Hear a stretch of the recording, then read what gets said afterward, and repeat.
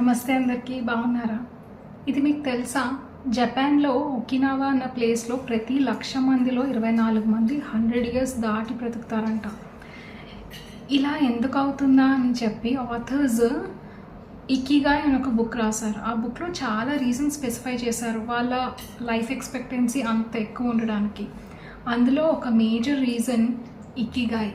ఈ book title ikigai. Ikigai అంటే life పర్పస్ని, life ప్యాషన్ని identify చేసి లైఫ్లో అది చేసి బ్రతకటం.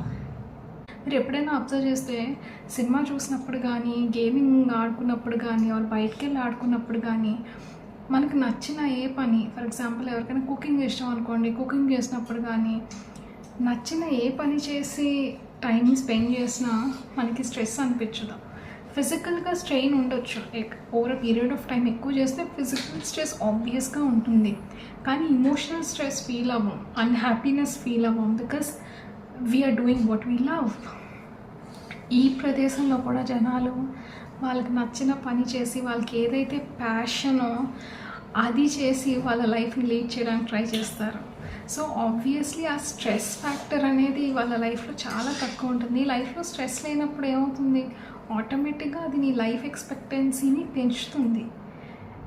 ఇక్కడ అన్ఫార్చునేట్ సిచ్యువేషన్ ఏంటంటే మనలో చాలామందికి అంటే నచ్చిన పని చేసి బ్రతకటం పక్కన పెడితే అసలు మనకి ఏం నచ్చుతుందో కూడా మనకే తెలియదు, నాలాగా.